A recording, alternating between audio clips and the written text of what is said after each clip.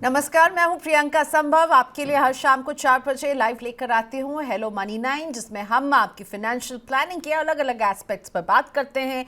आपको कहाँ निवेश करना चाहिए, आपको अपने पैसों का कैसे ख्याल रखना चाहिए, कहाँ निवेश करें, किस तरह का रिटर्न आपको मिल सकता है, और अगर आप गोल बेस्ड प्लानिंग करना चाहते हैं तो आपके उन गोल्स का भी हम ख्याल रखते हैं। लेकिन आज के शो में हम बात करने वाले एक अलग तरह के म्यूचुअल फंड्स की, जिनको हम कहते हैं एक्सचेंज ट्रेडेड फंड, यानी कि ETF। और हम क्यों बात कर रहे हैं, क्योंकि ETF एक इस तरह की कैटेगरी रही है जिसमें हमने एक ज़बरदस्त इंटरेस्ट लोगों का बढ़ते हुए देखा है। कोविड के बाद ETF ने बहुत अच्छा परफॉर्मेंस भी दिया है, निवेशकों का भरोसा ऐसा जीता है कि पैसिव फंडों का जो AUM था, जो 2019 में केवल 1.85 लाख करोड़ का था, वो 2022 के ख़त्म होते होते 6.3 लाख करोड़ रुपए का हो चुका था। तो इस टाइम पीरियड में सालाना 30% से ज़्यादा की ग्रोथ हमने ETF के पूरे मार्केट में देखी है। लेकिन अभी एक हल्का सा ब्लिप नज़र आया है। जो पैसिव फंड्स का जो AUM का ग्रोथ है वो 18% रहा है, और वहीं इंडस्ट्री का ग्रोथ जो है वो 23% के आसपास रहा है। तो इसीलिए अभी क्यों ETF में इस समय इस तरह का एक हमें डाउनवर्ड ट्रेंड नज़र आ रहा है, क्योंकि पिछले 10 साल से ये लगातार भाग रहे थे। एक और खबर जिसका इम्पैक्ट इस पर पड़ा है वो ये हो सकता है कि EPFO ने भी अपने निवेश को ETF से कम किया है। तो ये ETF काम कैसे करते हैं, किस तरह के निवेशकों को ETF चुनना चाहिए, और अभी जो हम एक देख रहे हैं कि ये अपनी सांस थामने की कोशिश कर रहा है 10 साल तक लगातार भागने के बाद, इसके पीछे क्या वजह है कि आपको इससे घबराना चाहिए, इन सब पर आज हम बात करने वाले हैं। मेरे साथ जुड़ रही हैं मृण अग्रवाल, डायरेक्टर हैं फिनसेफ की। Thank you so much Mrin, आज आपने वक्त निकाला मनी 9 के लिए। It's always lovely to talk to you. In fact सिर्फ मैं नहीं, आप भी मृण से बात कर सकते हैं, यानी कि अगर आप मृण अग्रवाल से भी अपने म्यूचुअल फंड पोर्टफोलियो पर ETF पर कोई भी सवाल पूछना चाहते हैं तो ऐसे भेजिए अपने सवाल, हम लाइव वो पुट अप करेंगे मृण के सामने। आप हमें व्हाट्सएप कर सकते हैं 9311121874 पर, आप हमें ईमेल कर सकते हैं money9query@tv9.com पर। यूट्यूब पर लाइव दिख रहे हैं तो राइट हैंड में चैट बॉक्स पर आप अपने सवाल लिख सकते हैं। अगर आप इंस्टा पर जुड़े हैं, क्योंकि आजकल हम इसे इंस्टा पर लाइव कर रहे हैं, तो प्लीज़ आस्क योर क्वेश्चंस। जो भी आपका सवाल है निवेश से जुड़ा हुआ, हम पूरी कोशिश करेंगे कि हम मृण के सामने रखें, और जब सवाल लिखें तो आप जितने डिटेल में लिखेंगे मृण के लिए आसानी होगी उस सवाल को समझकर आपको जवाब देने की। वैसे वो पोर्टफोलियो जिन लोगों ने हमें पहले व्हाट्सएप पर भेजा हुआ है, उन सवालों को भी आज मैं शामिल करने वाली हूँ। Thank you so much Mrin, आज आपने वक्त निकाला।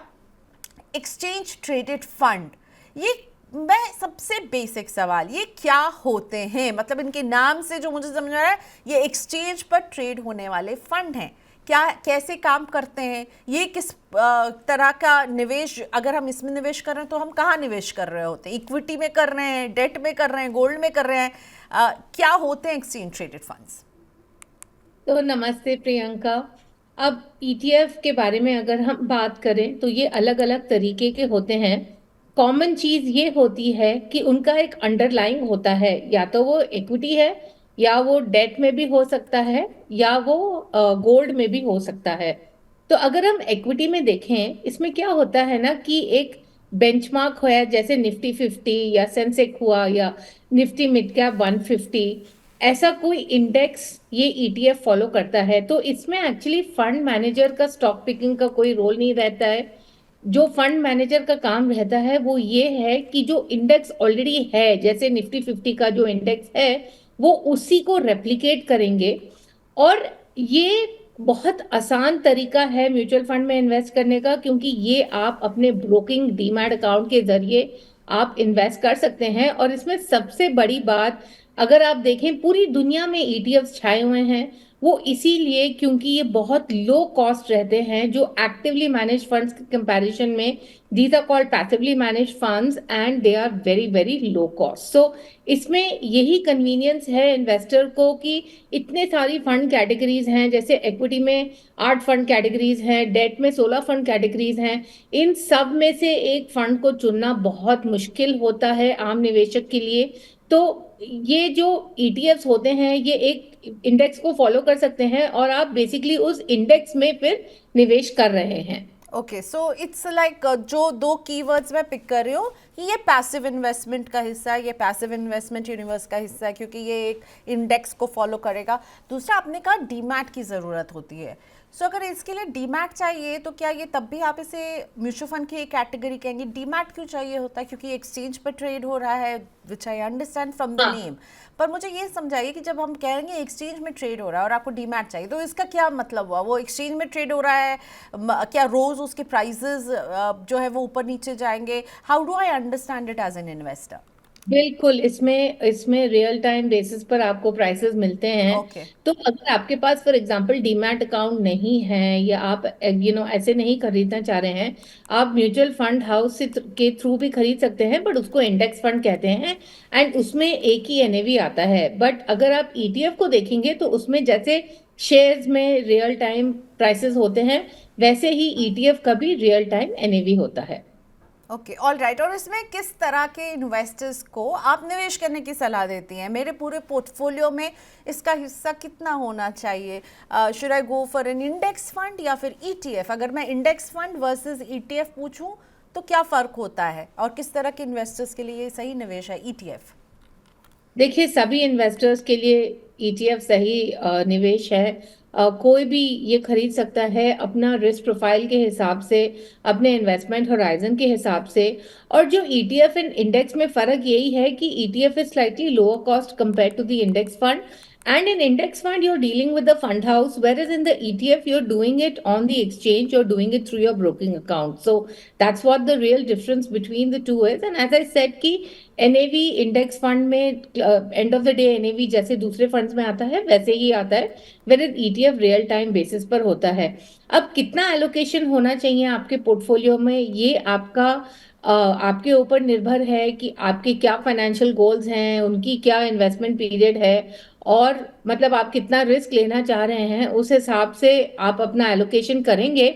बट कोई भी सभी को अपने पोर्टफोलियो में एक ईटीएफ की जरूरत है। ओके, तो क्या ये आपको वरी करता है कि ईटीएफ की एओएम ग्रोथ जो है वो अभी जो रही है म्यूचुअल फंड इंडस्ट्री में, उसमें ओवरऑल के मुकाबले थोड़ा सा इसमें एक डाउन फॉल दिख रहा है? क्या डज दिस वरी यू? क्या इन्वेस्टर्स इससे अब दूर हुए हैं? मेरे ख्याल से क्या हुआ है कि एक तो ईपीएफओ से कम फ्लोज आए हैं, और दूसरी बात ये है कि अगर हम लास्ट फ्यू मंथ्स का देखेंगे तो मिड कैप्स और स्मॉल कैप्स में जैसे बढ़ोतरी हो रही है, और जैसे mid actively manage mid and small cap funds का परफॉर्मेंस है, मेरा ये मानना है कि शायद इन्वेस्टर्स का फोकस वहाँ हो, इसीलिए थोड़ा ईटीएफ में कम हो गया होगा। एक और बात है कि ज़्यादातर इन्वेस्टर्स जो हैं वो ETFs को actually they equated to large cap indices. I mean India में बहुत सारे इंडाइसेस हैं, जैसे Nifty mid cap 150, Nifty mid cap 250, sorry Nifty small cap 250, lot of factor indices. But most people equate ETF investing by buying a big index, right? So maybe there was not that much of interest in large cap ETFs because mid caps and small caps were overperforming. And honestly ये इतना मुझे worry नहीं करता है, मतलब इतना कुछ concern की बात नहीं है अगर ETF में थोड़े फ्लोज कम हो गए हों। ओके, अब रिटर्न की बात करें, क्योंकि जो भी ईटीएफ में निवेश करना चाह रहे होंगे तो उन्हें आप क्या बताना चाहेंगे कि इस पर रिटर्न किस तरह का रहा है, परफॉर्मेंस कैसी रहती है, हम इसे कैसे आंकेंगे इनके परफॉर्मेंस को? अब देखिए, अगर हम रिटर्न्स की बात करते हैं तो अगर हम देखेंगे कि जो actively manage mid cap funds हैं, अगर हम 7 ईयर रोलिंग रिटर्न्स देखते हैं over a 10 year period, this is a bit of a technical number, but rolling returns जो होते हैं वो मतलब देर अ better way to assess performance, right? Because they are seeing on a daily basis, in 7 year periods, what has been the return, and then they're averaging it out. तो अगर हम देखते हैं तो अगर हम actively manage mid cap category का performance देखते हैं तो ये करीब 15%, 15.5% पर एनम रहा है। बट अगर हम इंडेक्स का परफॉर्मेंस देखते हैं, it's been around 17%। And but small cap may it's the other way around. The actively managed funds have given around 18% return, whereas the benchmark, which is Nifty Small Cap 250, has given around 14% return, right? So essentially अगर हम longer term basis पे देख रहे हैं, then large cap and mid cap में अगर हम category का मुकाबला कर रहे हैं इंडेक्स के against, there has been some under performance, but in small cap actively manage fund have over perform. But that said, ऐसा नहीं है कि हर समय जो है वो ईटीएफ ही आउट परफॉर्म करेगा एक्टिव मैनेजमेंट को। विद इन द कैटेगरी काफी सारे फंड्स हैं between large mid and small cap, जिसमें एक्टिवली मैनेज फंड्स भी बहुत कंसिस्टेंटली परफॉर्म कर रहे हैं। तो मतलब रिटर्न तो ऑफ कोर्स इंडेक्स के हिसाब से ही होगा ईटीएफ में, बट काफी लोगों का ये मानना है कि ईटीएफ में ही ज्यादा रिटर्न आएगा। तो मैं यही कहना चाह रही हूँ कि ऐसी कोई बात नहीं है कि बस ईटीएफ में ही ज्यादा रिटर्न आएगा। इसीलिए डाइवर्सिफिकेशन जो है वो हमेशा रहता है कि आप एक्टिव भी रखिए अपने पोर्टफोलियो में, पैसिव भी रखिए। लेकिन एक बहुत इंटरेस्टिंग रिपोर्ट जो मिराई एसेट ने यूगॉव के साथ निकाली है, डिकोडिंग ईटीएफ परसेप्शन। अब बहुत इंटरेस्टिंग है कि जब उन्होंने 15 सिटीज़ में ये सर्वे किया तो पाया है कि जो टियर 2 सिटीज़ है वहाँ पर ईटीएफ में निवेश, उसको लेकर के रुचि, और यंगर लॉट में ईटीएफ को लेकर के काफ़ी जो है इंटरेस्ट नज़र आ रहा है। आप भी क्या इस तरह के ट्रेंड को कैचअप कर रही हैं जहाँ आपको दिख रहा है कि टियर 2 सिटीज़ में ईटीएफ को लेकर अब लोग समझ रहे हैं, निवेश करना चाह रहे हैं, and what do you think of it? Actually हम ये देखते हैं कि ईटीएफ्स में बहुत इंटरेस्ट है, अवेयरनेस भी काफ़ी बढ़ गई है लोगों के बीच में। एंड जो यंगर पॉपुलेशंस हैं उनको of course they prefer to do everything online and they find ETF investing very easy to do. So I think this is some of the reasons why you see the younger population is actually preferring ETFs.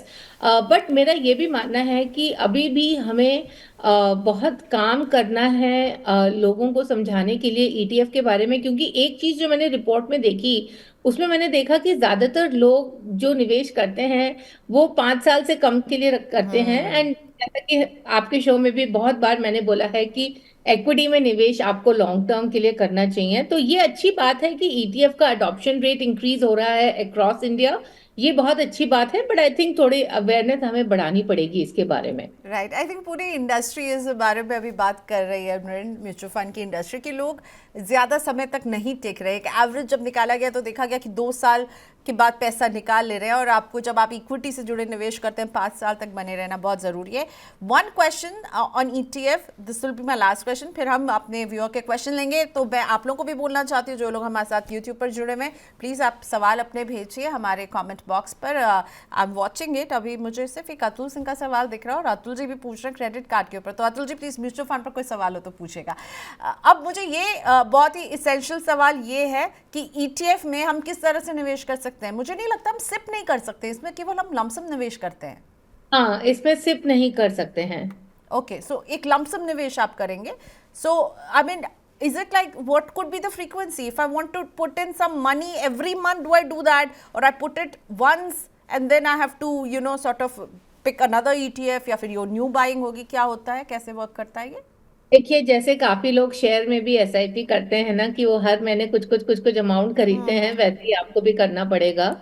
और again मैं यही कहूंगी कि अगर आप ETF में भी निवेश कर रहे हैं, इट्स पैसिव इन्वेस्टिंग, इसमें भी डाइवर्सिफिकेशन बहुत जरूरी है। तो सबसे पहले तो you need to have large cap, mid cap, small cap exposure to all the 3 indices. And कितना एक्सपोजर रहेगा ये तो ऑफ कोर्स आपके रिस्क टेकिंग एबिलिटी के हिसाब से एक्सपोजर रहेगा। बट सो सबसे पहले ये बात है, और सेकंड ये बात है कि हर महीने आपको इसमें आप निवेश कर सकते हैं। ओके, लेकिन वो जैसे हम सिप कर देते हैं और बैंक को मैंडेट दे देते हैं इस का, वैसा ईटीएफ पे आप निवेश नहीं कर पाएंगे। ऑलराइट, आपको हर बार एक नई खरीद आपकी वो मानी जाएगी, आपको लमसम निवेश ही आप इसमें कर पाते हैं।